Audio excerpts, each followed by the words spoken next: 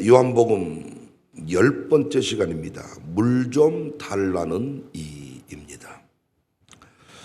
오늘 본문은 우리에게 익숙한 사마리아 여인 만나는 이야기죠. 사마리아는 구약시대의 북이스라엘의 수도였습니다.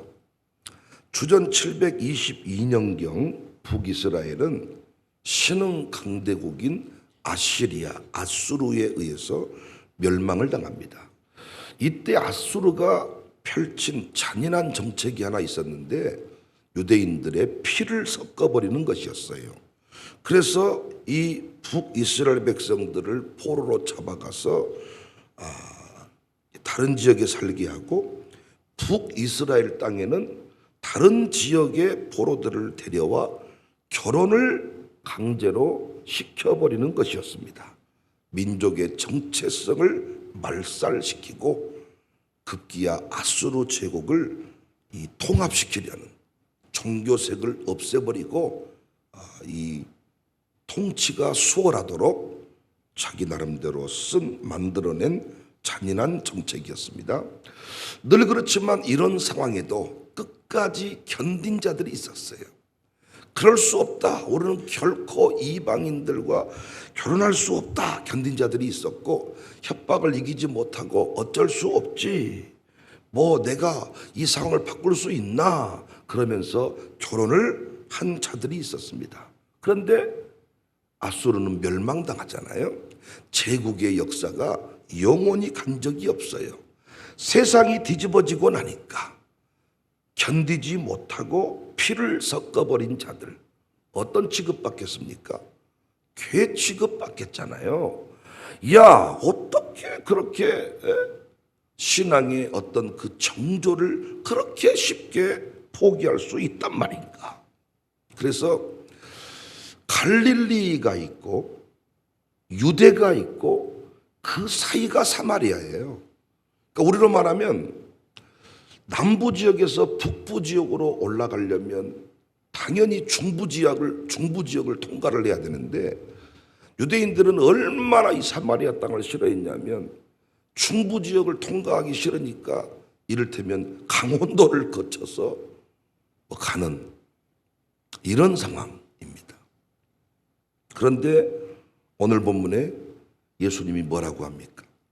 사마리아 땅을 통과하여야 하겠는지라. 4절에 사마리아를 통과하여야 하겠는지라. 이 말이 어떤 의미인지 아시겠죠? 그냥 유대인들은 절대로 그쪽 땅을 지나가지 않는다니까요. 근데 예수님이 사마리아를 통과하여야 하겠는지라. 결국 예수님은 사마리아에 가셔서 수가라 하는 동네에 이르러 한 여인을 만납니다. 4절 사마리아에 있는 수가라는 동네에 이르시니 야곱이 그 아들 요셉에게 준 땅이 가깝고 거기 또 야곱의 우물이 있더라. 수가라는 동네에 이르렀죠. 그곳에 여인이 있었습니다. 예수님이 이 여인에게 물을 달라고 합니다. 7절 사마리아 여자 한 사람이 물을 기르러 왔음에 예수께서 물을 좀 달라 하시니 여자가 여기 있습니다 라고 물 줍니까? 아니죠. 9절에 사마리아 여자가 이르되 당신은 유대인으로서 어찌하여 사마리아 여자인 나에게 물을 달라 하나이까니 이는 유대인이 사마리아인과 상종하지 아니함이러라. 그러니까 유대인 남자쯤으로 본 거죠. 유대인인 당신이 어찌 나에게 물 달라 합니까? 상종도 하지 않는데. 그러니까 이 여인도 나도 당신과 상종하지 않겠습니다 라는 어떤 마음을 표현한 거죠. 예수님이 이쯤 되면 포기합니까? 누군가가 제가 아주 큰 마음으로 딱 이렇게 마음을 표했는데 상종하지 않습니다 이런 말을 한다 그러면 다음 대화가 쉽지 않잖아요. 근데 우리 예수님은 나도 상종 안 하겠다 이렇게 하시지 않고 10절 예수께 대답하여 이르시되 내가 만일 하나님의 선물과 또 내게 물 좀 달라는 네가 누구인 줄 알았더라면 물 좀 달라는 오늘 말씀 제목이죠. 물 좀 달라는 네가 누구인 줄 알았더라면 내가 그에게 구하였을 것이요 그가 생수를 내게 주었으리라. 하지만 여인은 계속 거절합니다. 마음을 닫아버립니다. 상처가 있기 때문에. 11절 여자가 이르되 주여 물기를 그릇도 없고 이 우물은 깊은데 어디서 당신이 생수를 얻겠사옵나이까. 우리 조상 야곱이 이 우물을 우리에게 주셨고 또 여기서 자기와 자기 아들들과 짐승이 다 마셨는데 당신이 야곱보다 큽니까? 예수님이 뭐라고 합니까? 14절에 내가 주는 물을 마시는 자는 영원히 목마르지 아니하리니 내가 주는 물은 그 속에서 영생하도록 솟아나는 샘물이 되리라. 이쯤 됐을 때 여자는 생각했을 것입니다. 도대체 이 사람의 정체는 무엇인가? 이 사람이 누구인가? 여자가 답합니다. 15절 여자가 이르되 주여 그런 물을 내게 주사 목마르지도 않고 또 여기 물기르러 오지도 않게 하옵소서. 사랑하는 여러분 이 새벽에 참 멋지게 이렇게 나오셨는데 여러분은 알고 계십니까? 우리 예수님이 누구이신 줄? 여러분에게 예수님은 누구이십니까? 어떤 분이십니까? 예수님 믿는다고 하는데 여러분에게 예수님은 어떤 분이십니까? 저는 요즘 요한복음 강해를 하면서 가슴으로 후회하고 회개하는 것들이 많아요. 내가 예수님을 너무 몰랐다. 여러분은 예수님을 알고 사셨습니까? 여러분이나 저나 예수님을 진짜 어떤 분인 줄 정확하게 알았더라면 여러분과 저처럼 살지 않습니다. 지금의 모습으로 살았으면 안 돼요. 이제부터라도 예수님을 똑바로 알고 우리의 삶이 완전히 새로워지기를 주님의 이름으로 축복합니다. 장난으로라도 불평하면 안 돼. 예수님이 누구이신 줄 알았다면 무의식 중에라도 불평하면 안 돼. 예수님이 누구이신 줄 알았더라면 장난삼아라도 염려하면 안 돼요. 차라리 예수님 안 믿고 막걸리 먹고 사는 게 나아요. 예수님이 누구이신 줄 알았더라면 우리 이렇게 살면 안 된다. 난 여러분과 제가 이 아침에 결단할 수 있기를 바랍니다. 남은 생에 그래도 감사한 게 우리가 살아온 날보다 살아갈 날들이 더 많으니까 참 감사해요. 이제부터라도 감격으로 살아갈 수 있기를 바랍니다. 기쁨으로 살 수 있기를 바랍니다. 예수님의 이름으로 누리며 다스리며 정복하며 살아갈 수 있기를 바랍니다. 오늘 본문의 사마리아 여인을 만나는 이 예수님의 이 장면을 통하여 예수님이 누구이신지 다시 한번 가슴에 새기고 정말입니다. 오늘부터 달라져야 돼요.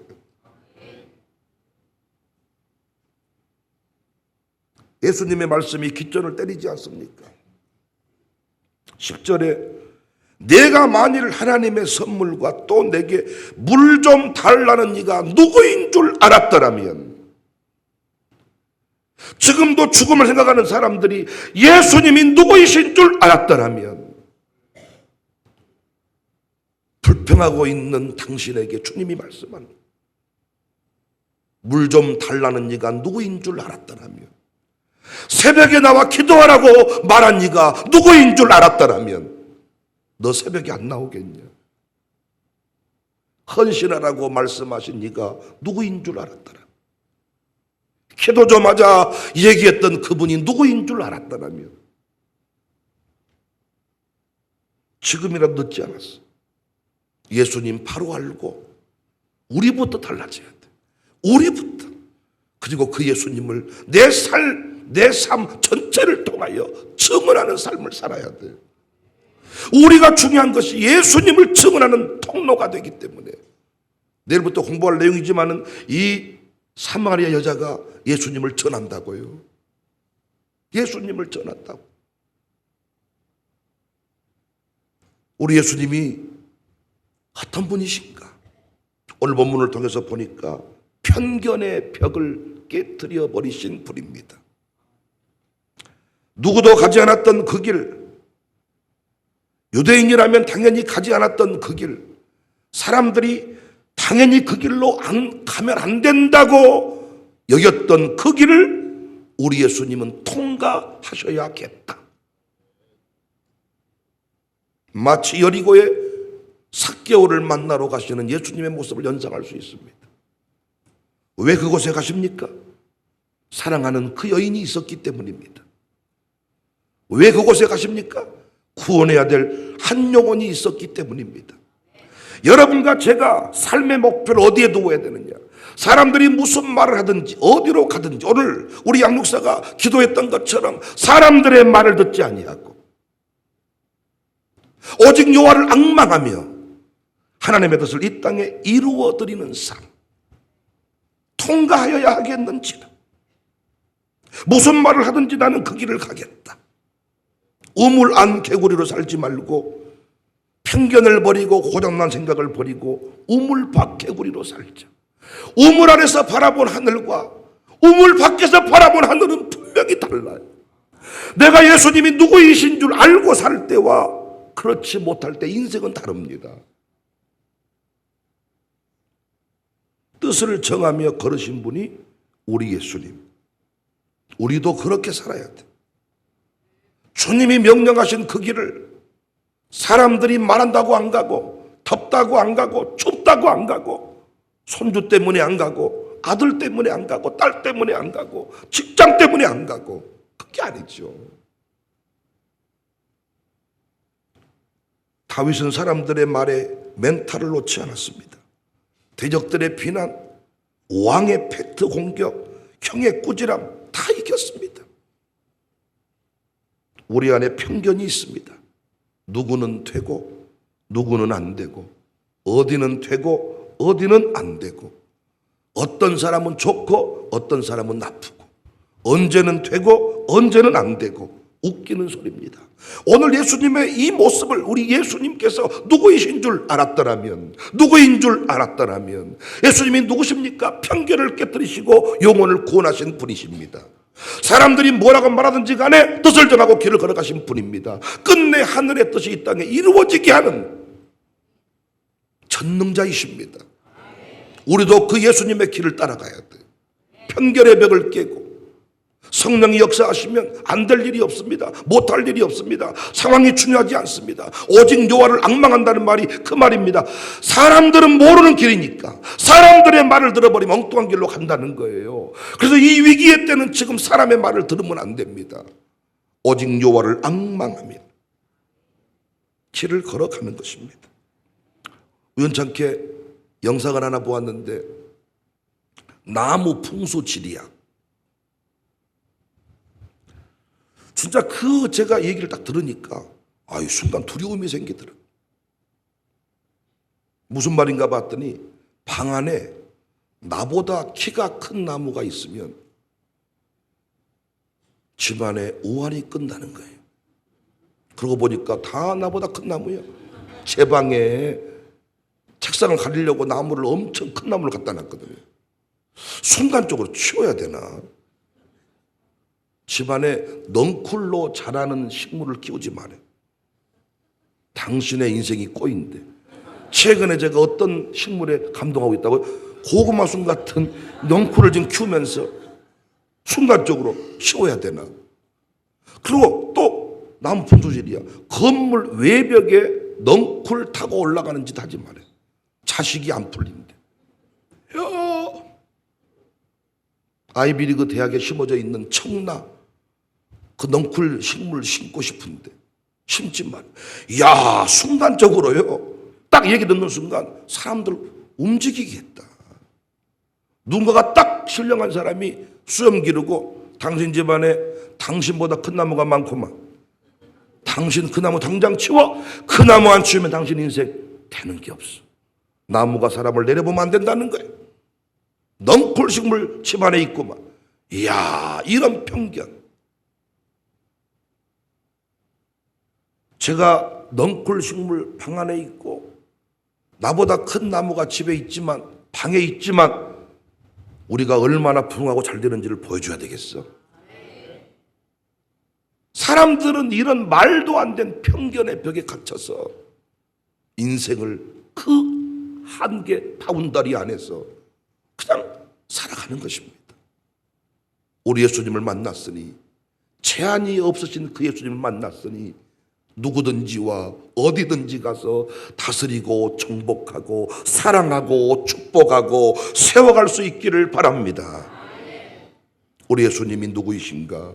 진정한 신랑이 되시는 분이세요. 성경의 우물가에서 주로 일어난 일이 무엇입니까? 주로 배우자를 만나는 일입니다. 혼인들이 주로 이 우물가에서 이렇게 우물을 중심으로 일어났습니다. 그리고 우리 예수님이 오늘 본문에 보시면 끝내 끄집어내서는 안 될 것 같은 이야기를 끄집어내지요. 내 남편 데리고 와. 우리 이런 말을 하면 안 되잖아요. 있을지 없을지 모르니까. 16절 이르시되 가서 내 남편을 불러와라. 지금 사마리아 우물가에서 남편 6을 둔 여인을 만난 것. 내 남편 데리고 와. 어떤 분은 이 장면을 보면서 여자가 아주 능력이 좋았는갑네.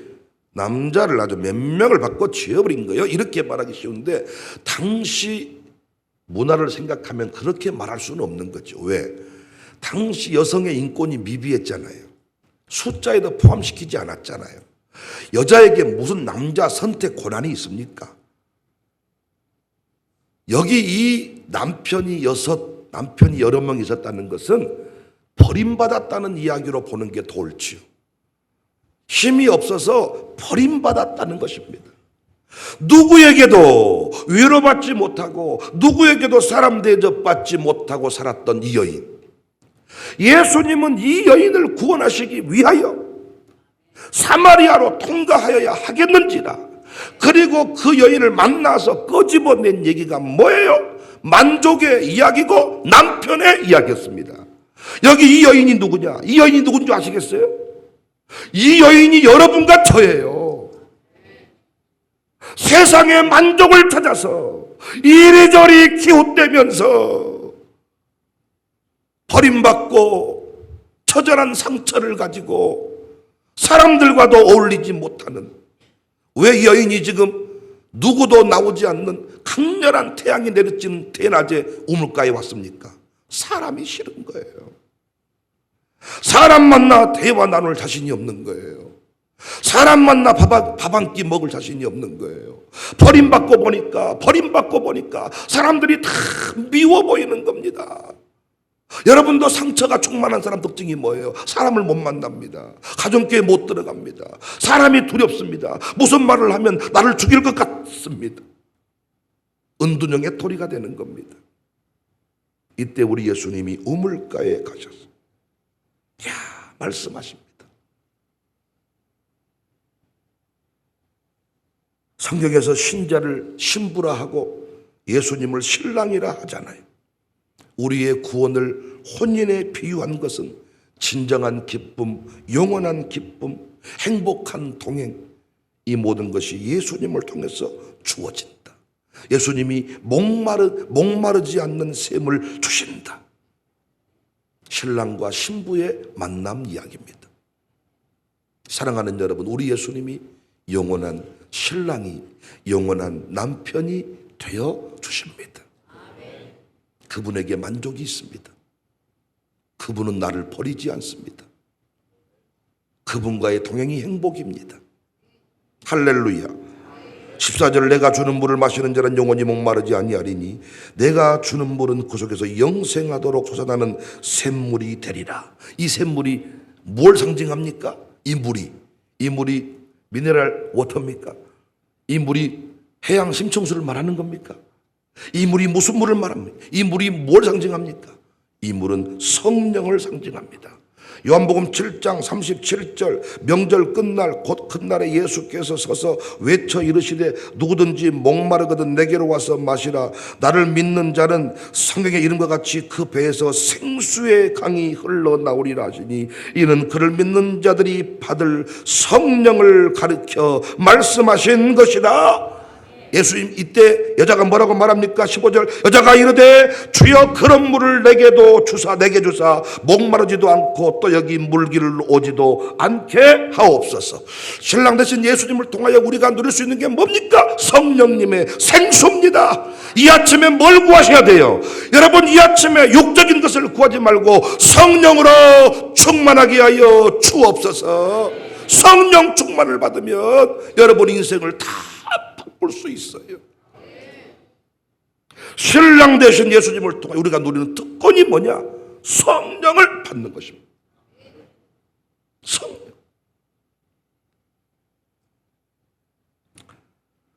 여러분과 제가 죽지 않고 어떻게 이 자리에 서 있습니까? 어떻게 우리가 교인이 되었습니까? 어떻게 제가 목사가 되었나요? 두말할 것 없이 편견을 따지시지 않고 한계를 두시지 않고 하늘 보좌를 버리고 달려오신 신랑 예수님의 은혜 때문입니다. 여러분과 제가 그 예수님이 부어주시는 성령님의 그 능력을 체험하지 못했다면 우리가 어떻게 이 새벽에 나올 수가 있습니까? 우리 미친놈처럼 살았을 겁니다. 갈증은 진정한 생수로만 풀 수 있어요.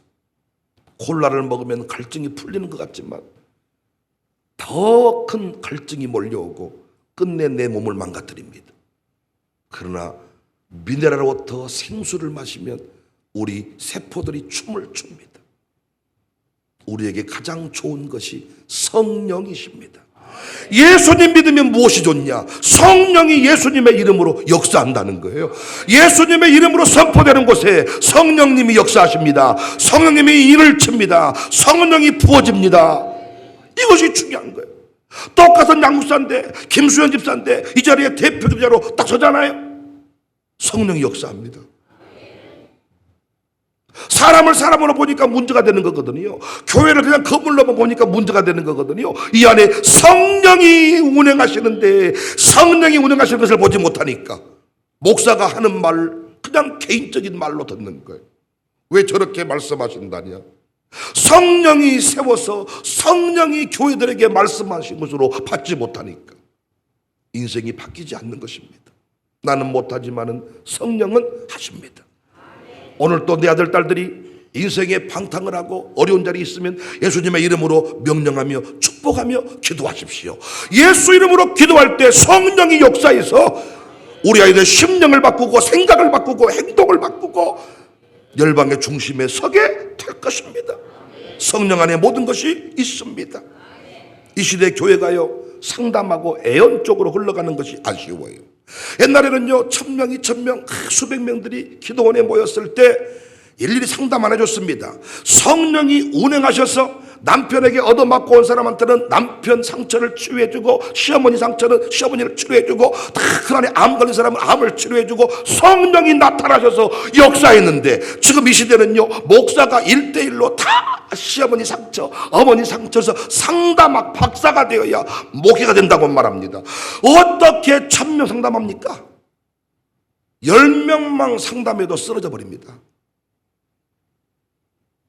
성령께서 나타나셔서 오늘 또 예배자리 나오기만 하면 성령이 나타나셔서 우리 안에만 계신 분이 아니라 성령이 오늘 새벽에 나타나셔서 운행하시는데 역사하시는데 시어머니 상처는 시어머니 상처 치유 시어머니 상처가 없는 분들이 있어. 그러면 그분은 다른 상처를 치유 상처가 아예 없는 분들이 있어. 그러면 은혜를 주시고 지혜를 주시고 그분이 필요한 대로 역사하시는데 성령의 능력을 믿고 성령이 일하시도록 하는 목회를 해야 되는데 자기가 일일이 다 밥 사주고 신방 다니고 밥 먹고 비유 마치고 종 돼버립니다. 그리고요 애들 키워보셨지만은 한 번 뗐으면 이렇게 엄마가 미안해 그러잖아. 평생 그놈은 그렇게 웁니다. 목사가 밥을 사주는 것도요 정말 잘하는 사람한테 밥을 사줘야지 뭔가 시험 들고 삐치는 사람한테 밥 사주고 달래기 시작하잖아요. 평생 그 인간은 삐칩니다. 저는 삐친 사람을 안 달랜다는 말이 아니라 성령께서 일하시는 목회를 해야지. 목사가 여러분 어떻게 비유를 맞춥니까? 여러분 남편이 비유 맞춰줍니까?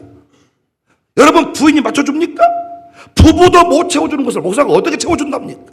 여러분은 저를 채워주십니까? 천만의 말씀이요.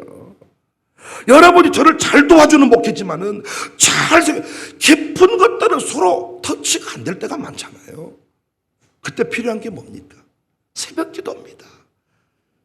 성령 중독입니다. 예수 중독입니다. 진짜 중독은 중독으로만, 강력한 중독으로만 풀 수 있는데 그 중독이 예수님 중독, 성령 중독, 예배 중독. 경건에 이르기를 연습하라 그랬잖아요. 어느 수준까지 연습해야 돼요? 중독에 이를 때까지. 경건에 이르기를 연습해야 되는데 담배를 끊고 술을 끊고 음란을 끊으려면 경건에 이르기를 연습해야 되는데 언제까지 연습해야? 중독될 때까지 연습해야 돼. 중독될 때까지. 여러분이 저보다 인생 많이 사셨으니까 예수 없이 성령 없이 살아보십시오. 사는 게 아닙니다. 예수 안에 있는 우리 한량없이 즐거운 것은 생수를 주시는 분이기 때문입니다. 오늘 이 아침에도 가장 좋은 것, 가장 좋으신 분, 세상에 돈 주고 살 수 없는 성령님을 구하시고 성령 충만 받아서 내일 새벽에 공부할 내용이지만은 예수가 성의 여인처럼 인생이 뒤집어지고 새로워지기를 아멘할 준비하세요. 주님의 이름으로 축복합니다.